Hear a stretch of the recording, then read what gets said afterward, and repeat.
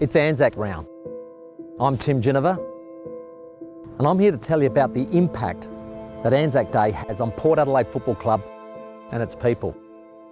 Over 130 past players and officials represented our football club at war. Sadly, over 10% of those never made it home.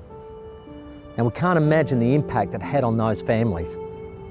But those families now are generational Port Adelaide supporters. We are incredibly proud of our past players and officials that served us at war. Two in particular won military medals. I'd like to tell you about William Roy Drummond. William, or Roy as he liked to refer to himself, grew up in Largs Bay and played in Port Adelaide's legendary 1913 and 1914 SANFL premierships. He was also both champions of Australia teams. 2 years later, Roy was enlisted in the Australian Army and in 1919 was awarded a military medal for his deeds in the Battle of Hamel. In July 1918, he took control of his platoon after almost all of the other non-commissioned officers were killed. Roy reorganised the platoon, he led them to their objective that night and assisted the wounded throughout the operation.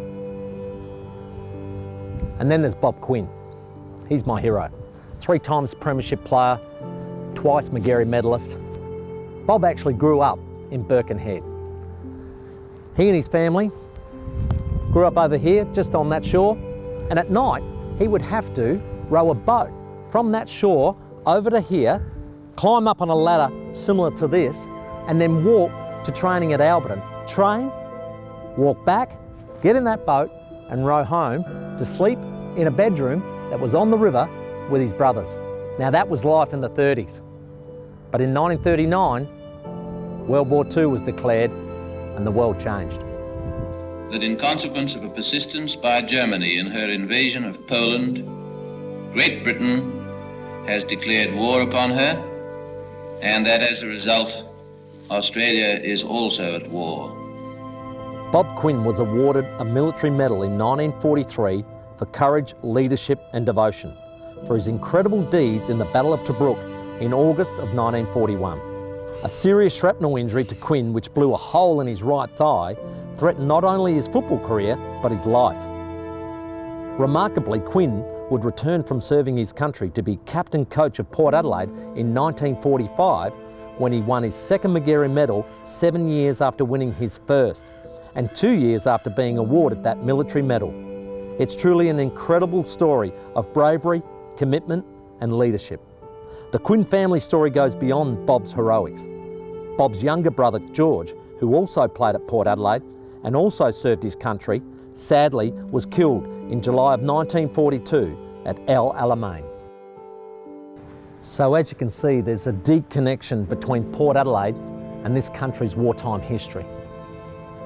Very proud of our relationship with the RSL over the last 16 years. And we're also extremely proud that we've hosted a game in those 16 years for ANZAC round. The player who best exemplifies the ANZAC spirit will be awarded the Peter Badco VC Medal. Peter Badco was the last South Australian to be awarded the military's highest honour for bravery, the Victoria Cross. And our commitment doesn't end just on ANZAC round. Port Adelaide has entered a formal relationship with the Australian Defence Force for many years to come. Here they will run some very, very exciting programs through our community department. These programs will include Indigenous women's and other diversity programs, support rehabilitation programs for serving members and their veterans, and this one we love, a year-long Power to Be Positive program that our community team expertly provides for children with parents currently serving our country. Port Adelaide has always been very proud of its history with defence. But as our saying goes, we're proud of the past and confident of the future. The future in the Defence Force is right here in our own backyard, with the building of frigates and submarines over the next 30 or 40 years. Port Adelaide Football Club will be the centrepiece of that defence community, as it has been for over 150 years. For that we are very proud, but also thankful for those who served before us.